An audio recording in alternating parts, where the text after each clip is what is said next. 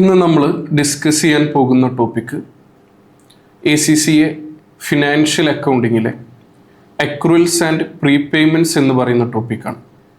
ഈ ടോപ്പിക്ക് നമ്മളൊരു 4 പാർട്ടായിട്ടാണ് എടുക്കുന്നത്.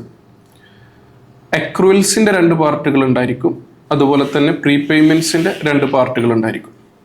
അക്രൂവൽസിൻ്റെ 2 പാർട്ട് വരുന്നത് അക്രൂഡ് എക്സ്പെൻസും അക്രൂഡ് ഇൻകവും, അതുപോലെ തന്നെ പ്രീപേയ്മെൻറ്റ്സിൻ്റെ 2 പാർട്ട് വരുന്നത് പ്രീപെയ്ഡ് എക്സ്പെൻസും അതുപോലെ തന്നെ പ്രീപെയ്ഡ് ഇൻകവും. സോ ആദ്യത്തെ വീഡിയോയിൽ ഫസ്റ്റ് പാർട്ടിൽ നമ്മൾ ഡിസ്കസ് ചെയ്യാൻ പോകുന്നത് അക്രൂഡ് എക്സ്പെൻസ് ആയിരിക്കും. ബിഫോർ ദാറ്റ് അക്രൂവൽസ് ആൻഡ് പ്രീപേയ്മെൻറ്റ്സ് പറയുന്നതിന് മുൻപ് നമുക്ക് ഫിനാൻഷ്യൽ അക്കൗണ്ടിങ്ങിലെ ഒരു ബേസിക് ആയിട്ടുള്ള അക്കൗണ്ടിങ് പ്രിൻസിപ്പിൾ ഡിസ്കസ് ചെയ്യാനുണ്ട്. എന്താണ് അക്രൂവൽ ബേസിസ് ഓഫ് അക്കൗണ്ടിങ് എന്നുള്ളതാണ് നമ്മൾ ഫസ്റ്റ് ഡിസ്കസ് ചെയ്യാൻ പോകുന്നത്. നിങ്ങൾ മനസ്സിലാക്കുക, നമ്മളുടെ one of the major financial statement ആയിരുന്നു statement of profit or loss എന്നുള്ളത്. നമ്മൾ സ്റ്റേറ്റ്മെൻറ്റ് ഓഫ് പ്രോഫിറ്റ് ഓർ ലോസിൽ 2 കാര്യങ്ങളാണ്, 2 എലമെൻ്റാണ് നമ്മൾ റെക്കഗ്നൈസ് ചെയ്യാറുള്ളത്, ഇൻകവും എക്സ്പെൻസും. ഒരു എക്സാമ്പിൾ പറയുകയാണെങ്കിൽ ഞാൻ പറഞ്ഞു SOPL നമ്മൾ ഇൻകവും അതുപോലെ തന്നെ എക്സ്പെൻസുമാണ് റെക്കഗ്നൈസ് ചെയ്യാറുള്ളത്. ഇപ്പോൾ 2024 ആണ് നമ്മളുടെ financial year, current financial year എന്ന് അസ്യൂം ചെയ്യും. ഈ കറണ്ട് ഫിനാൻഷ്യൽ ഇയറിൽ നമുക്കൊരു റെൻ്റ് എക്സ്പെൻസ് ഉണ്ട് എന്ന് കരുതാം. ഒരു റെൻ്റ് എക്സ്പെൻസ് ഫോർ എക്സാമ്പിൾ 25,000.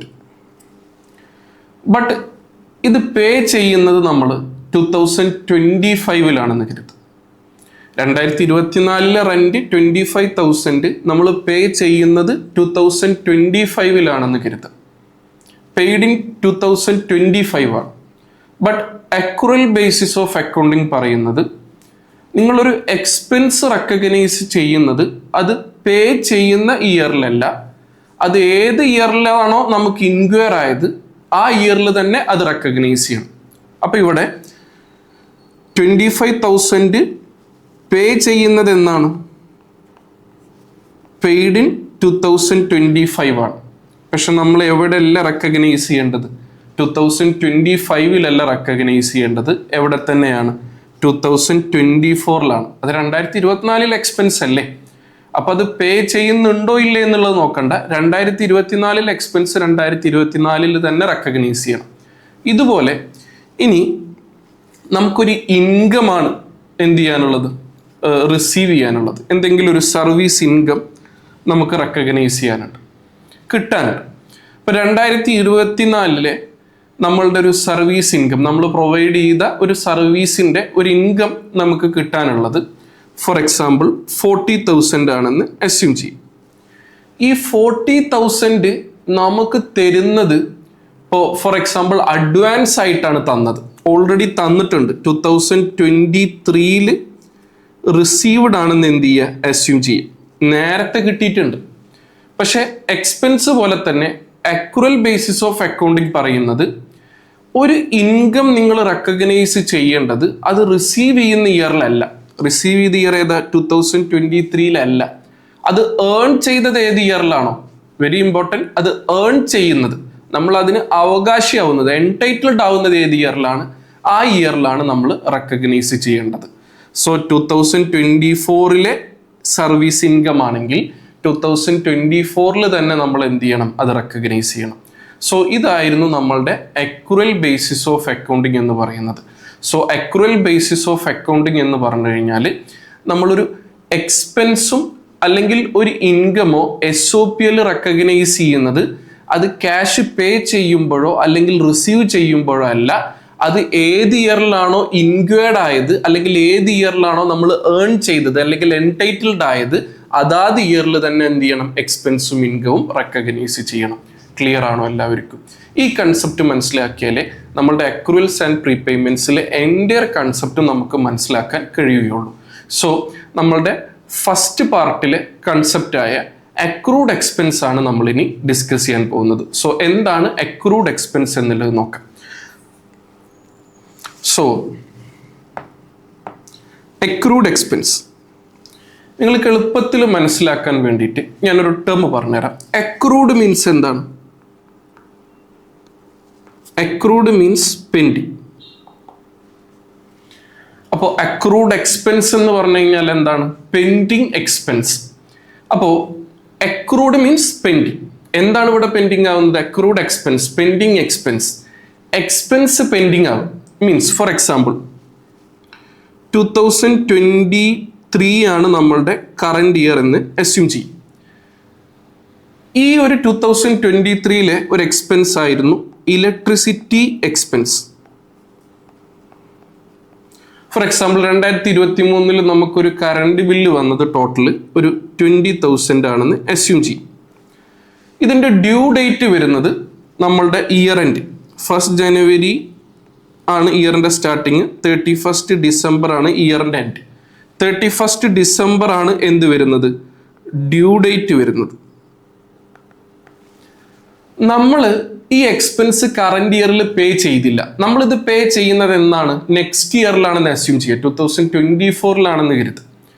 അങ്ങനെയാണെങ്കിൽ ഈ ഇലക്ട്രിസിറ്റി എക്സ്പെൻസ് 2023 അത് കറണ്ട് ഇയർ എക്സ്പെൻസ് തന്നെയാണ്, കറണ്ട് ഇയർ എക്സ്പെൻസ് തന്നെയാണ്. ബട്ട് നമ്മൾ എന്ത് ചെയ്തിട്ടില്ല? കറണ്ട് ഇയറിൽ അത് പേ ചെയ്തിട്ടില്ല. But not paid during the year.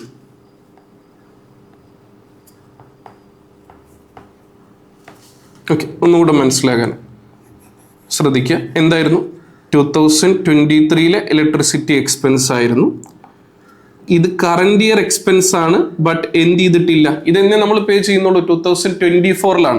So 2023 ഇത് പേ ചെയ്തിട്ടില്ല. But not paid during the year. So ഇത് കറണ്ട് ഇയർ എക്സ്പെൻസ് ആണ്, ബട്ട് നമ്മൾ ഈ വർഷം പേ ചെയ്തിട്ടില്ല. സോ ഇതായിരുന്നു അക്രൂഡ് എക്സ്പെൻസിന്റെ നമുക്ക് വേണമെങ്കിൽ ഒരു ഡെഫിനിഷൻ ആയിട്ട് തന്നെ പറയാം.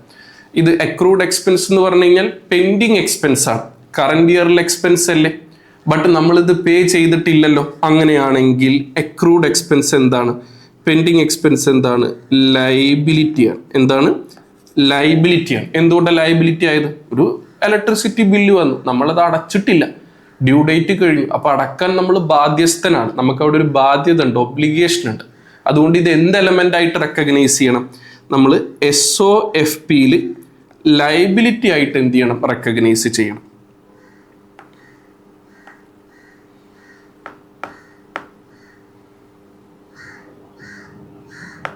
സോ SOFPയിൽ ലയബിലിറ്റി ആയിട്ടാണ് നമ്മൾ അക്രൂഡ് എക്സ്പെൻസിനെ റെക്കഗ്നൈസ് ചെയ്യേണ്ടത്.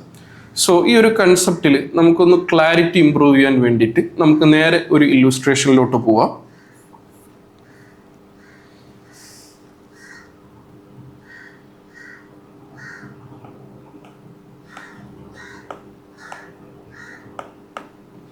ശ്രദ്ധിക്കും, ഇവിടെ റിക്വയർമെന്റ് എന്താണെന്ന് നോക്കാം.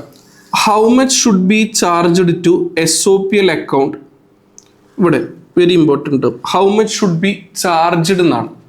ചാർജ്ഡ് മീൻസ് എന്താണ്? എക്സ്പെൻസ് എത്രയെന്നാണ്. ചാർജ് ചെയ്യുക മീൻസ് SOPL എക്സ്പെൻസ് ആയി കാണിക്കുന്നതിനെ നമ്മൾ ചാർജ് ചെയ്യുക എന്ന് പറയുന്നത്. ക്രെഡിറ്റ് ആണ് അതിൻ്റെ ഓപ്പോസിറ്റ്. SOPL ക്രെഡിറ്റ് ചെയ്യുക എന്ന് പറഞ്ഞു കഴിഞ്ഞാൽ എക്സ്പെൻസ് അല്ല, നമ്മൾ ഇൻകം ആയിട്ട് എത്രയാണ് റെക്കഗ്നൈസ് ചെയ്യേണ്ടത്. So how much should be charged to SOPL account for the year ended 30 September 2016.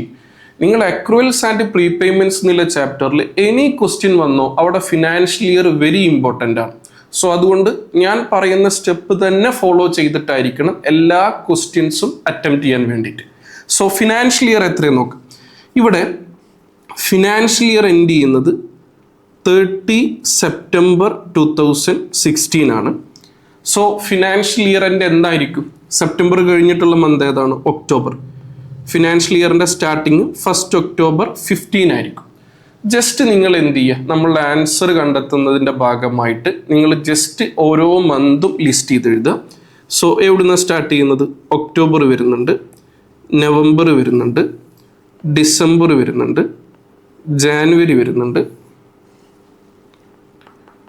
ഫെബ്രുവരി വരുന്നുണ്ട്, മാർച്ച് വരുന്നുണ്ട്, April, May, June, July, August, September. അപ്പോൾ 1 ഒക്ടോബർ 15 സ്റ്റാർട്ട് ചെയ്ത് 30 സെപ്റ്റംബർ 16 എൻഡ് ചെയ്യുന്നതായിരുന്നു നമ്മളുടെ ഫിനാൻഷ്യൽ ഇയർ വരുന്നത്. അപ്പോൾ നമ്മൾ ജസ്റ്റ് മന്തുകൾ ലിസ്റ്റ് ചെയ്തിട്ടുണ്ട്. അപ്പോൾ നമുക്ക് 2 റിക്വയർമെൻ്റ് ആണ്. ഒന്ന് SOPLോട്ട് ചാർജ് ചെയ്യേണ്ട എമൗണ്ട്, എക്സ്പെൻസ് ആയി കാണിക്കേണ്ട എമൗണ്ട് എത്രയാണ്, അതുപോലെ തന്നെ how much should be accrued on SOFPയിൽ റെക്കഗ്നൈസ് ചെയ്യേണ്ടത് എത്രയാണെന്നുള്ളതാണ്. സോ ഇവിടെ SOPL കാണാൻ ഒരു ട്രിക്ക് പറഞ്ഞുതരാം, SOFPക്ക് മറ്റൊരു ട്രിക്കും പറഞ്ഞുതരാം. നിങ്ങൾ SOPL ശ്രദ്ധിക്കേണ്ടത് ഇപ്പോഴും ഇതേ ഫോർമാറ്റിൽ തന്നെ ചെയ്യാം. SOPL ചെയ്യുന്ന സമയത്ത് നിങ്ങൾ ആൾവേസ് ക്യാഷ് അടച്ചോ ഇല്ലേ, കമ്പനി എക്സ്പെൻസ് അടച്ചോ ഇല്ലേ എന്നൊന്നും നോക്കണ്ട. അക്യുറൽ കൺസെപ്റ്റ് ഞാൻ ഫസ്റ്റ് പറഞ്ഞല്ലോ, ബിസിനസ് ക്യാഷ് പേ ചെയ്താലും പേ ചെയ്തില്ലെങ്കിലും കറന്റ് ഇയറിൽ എക്സ്പെൻസ്, അതാത് വർഷത്തെ എക്സ്പെൻസ് അതാത് വർഷം തന്നെ നമ്മൾ എന്ത് ചെയ്യണം, അക്കൗണ്ട് ചെയ്യണം. സോ ഈ വർഷം എത്രയാണ് എക്സ്പെൻസ് വരുന്നത് എന്ന് നോക്കാം. ഇവിടെ പറയുന്നുണ്ട്, ക്വസ്റ്റ്യനിലോട്ട് പോകാം. Companies year end is 30 September. On 1 ജനുവരി 16, അതായത് ഒക്ടോബർ അല്ല, നവംബർ അല്ല, ഡിസംബർ അല്ല, 1 ജനുവരി 16 ആഫ്റ്റർ 3 months എന്ത് സംഭവിച്ചു? Company took out A loan of 100,000 with annual interest of 12%. ഒരു ലോൺ എടുത്തു. എത്ര ലോൺ എടുത്തത്? ലോൺ എമൗണ്ട് വരുന്നത് 100,000 ആണ്. ഇതിന്റെ എത്ര interest? Annual interest, very important term, annual interest. ഒരു വർഷത്തെ പലിശ എത്രയാണ്? 12%. അപ്പോൾ ആനുവൽ ഇൻട്രസ്റ്റ് എത്ര വരുന്നത്? 100,000 ഇൻറ്റു 12%. എത്രയാണ്? 12,000 ആണ് വരുന്നത്. ക്ലിയർ അല്ലേ? അപ്പൊ നമ്മളുടെ ഇവിടുത്തെ എക്സ്പെൻസ് ഇൻട്രസ്റ്റ് എക്സ്പെൻസാണ്. ഞാൻ പറഞ്ഞല്ലോ, ഇൻട്രസ്റ്റ് എക്സ്പെൻസ് ആണെങ്കിൽ എങ്ങനെ പേ ചെയ്തോ ചെയ്തില്ലേ എന്നും നോക്കണ്ട. ഈ വർഷത്തെ എക്സ്പെൻസ് ഈ വർഷം തന്നെ നമ്മൾ അക്കൗണ്ട് ചെയ്യും. ഇവർ പറയുന്നുണ്ട് ഇൻട്രസ്റ്റ് പേ ചെയ്യേണ്ടത് എങ്ങനെയാണ്? ഇൻ ഈക്വൽ ഇൻസ്റ്റാൾമെന്റ്, ഈക്വൽ ആയിട്ടാണ്. സോ ഒരു വർഷത്തേക്ക് 12,000 ആണെങ്കിൽ ഒരു മാസം എത്രയായിരിക്കും?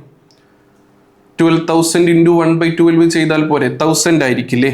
അത് ഓരോ ക്വാർട്ടറിൽ, first day of April, July, October, January in arrear. അപ്പോൾ ഒരു മാസത്തെ 1000 ആണെങ്കിൽ 3 മാസത്തെ, ഒരു ക്വാർട്ടറിൽ 3 മാസത്തത് നമ്മൾ 3,000 അരിയർ ആയിട്ടാണ് പേ ചെയ്യുന്നത്. അരിയർ മീൻസ് എന്താണ്? ജനുവരിയിലല്ലേ നമ്മൾ ലോൺ എടുത്തത്, ജനുവരി, ഫെബ്രുവരി, മാർച്ച് ഈ 3 മാസത്തിൽ ഡിലേ ആക്കിയിട്ട് ഈ 3 മാസത്തിന്റെ അവസാനം നമ്മൾ പേ ചെയ്യുകയാണെങ്കിൽ അത് അരിയറാണ്. അപ്പൊ ഇവിടെ അരിയർ എന്നാണ് പറയുന്നത്. അതായത് ജനുവരി, ഫെബ്രുവരി, മാർച്ച് മാസത്തിലെ പലിശ, ഇൻട്രസ്റ്റ് നമ്മൾ പേ ചെയ്യുന്നത് മാർച്ച് മാസം കഴിഞ്ഞ് ഏപ്രിൽ 1 ഇത് അരിയർ. ഇനി ഇങ്ങനെയല്ല, എങ്ങനെ ആയിരുന്നു നോക്കുക.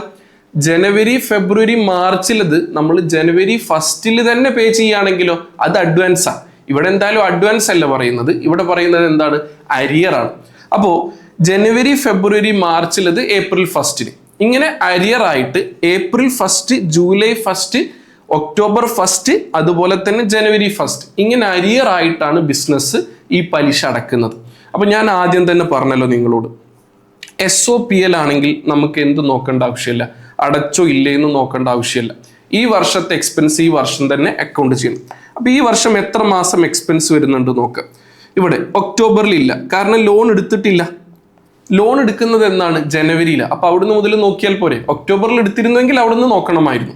സോ ജനുവരിയിൽ 1 month കൺസിഡർ ചെയ്യണം. February, March, April, May, June, July, August, September. അപ്പൊ ആദ്യത്തെ 3 മാസം ഒഴിവാക്കി കഴിഞ്ഞാൽ 12ൽ 3 പോയാൽ ബാക്കി 9 month നമ്മൾ ഈ വർഷം പലിശ അടക്കണം. അത് അടച്ചോന്നും നോക്കണ്ട, അടച്ചില്ലേന്ന് നോക്കണ്ട. 9 മാസമല്ലേ, ഈ 9 മാസത്തെ പലിശയും നമ്മൾ SOPL എക്സ്പെൻസ് ആയിട്ട് റെക്കഗ്നൈസ് ചെയ്തിരിക്കണം. ഇതല്ലേ നമ്മളുടെ അക്രൂവൽ കൺസെപ്റ്റ് പഠിപ്പിച്ചത്. സോ എത്രയാണ്? 9 month ഇൻട്രസ്റ്റ്. അപ്പൊ SOPLോട്ട് ചാർജ് ചെയ്യേണ്ട എക്സ്പെൻസ്, SOPL ഇൻട്രസ്റ്റ് എക്സ്പെൻസ് എന്ന് പറയുന്നത് ഒരു ഇയറിൽ അത് 12,000 അല്ലേ, ഞാനിവിടെ പറഞ്ഞില്ലേ. സോ 100,000 12% ആണ് ഒരു വർഷത്തെ ഇൻട്രസ്റ്റ്.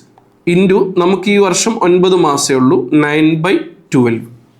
ക്ലിയർ ആണോ? സോ 9,000 ആണ് നമ്മൾ SOPLലോട്ട് ചാർജ് ചെയ്യേണ്ട ഇൻട്രസ്റ്റ് എക്സ്പെൻസ് വരുന്നത്.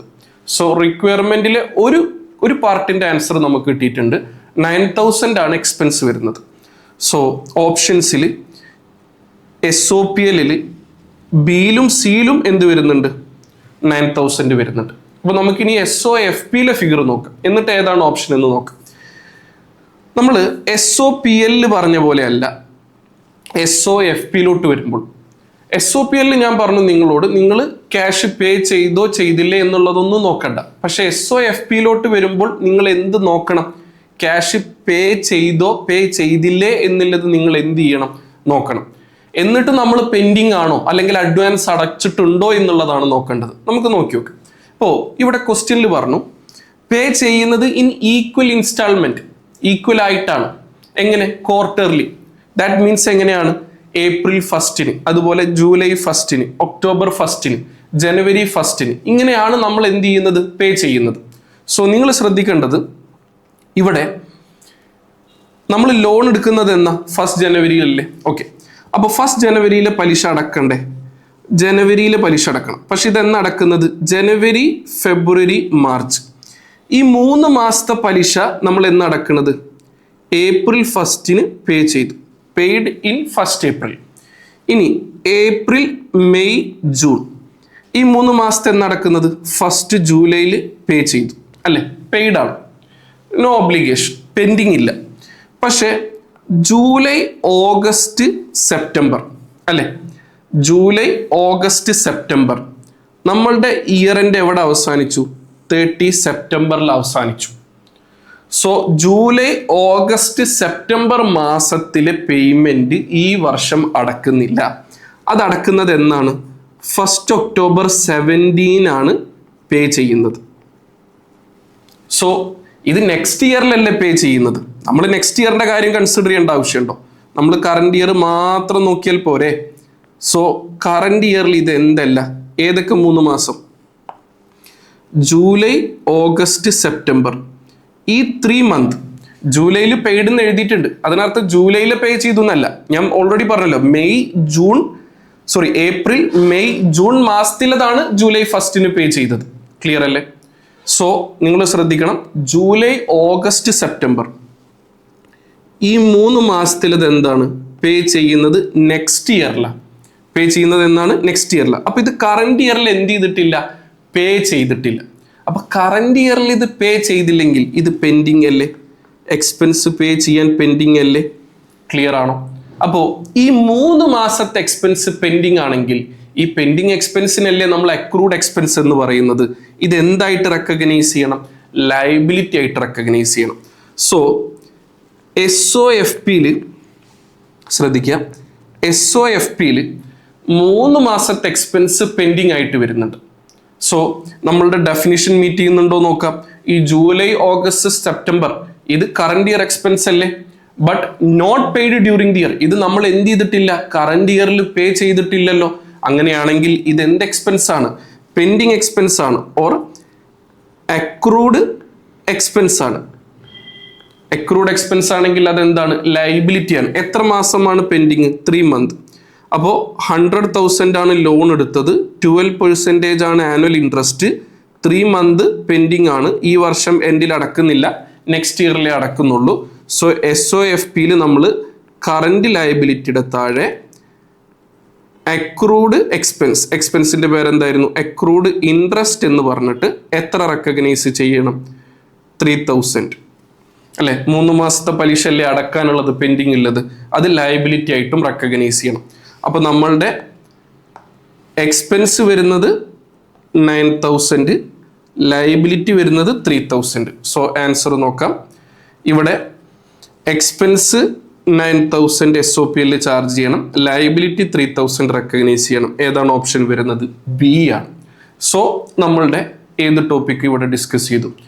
അക്രൂഡ് എക്സ്പെൻസ് എന്ന് പറയുന്ന ടോപ്പിക്ക് നമ്മൾ ഡിസ്കസ് ചെയ്തു. ഒരു ഇല്ലുസ്ട്രേഷൻ പറഞ്ഞപ്പോൾ നിങ്ങളുടെ ക്ലാരിറ്റി ഇംപ്രൂവ് ആയിട്ടുണ്ട് എന്ന് കരുതുന്നു.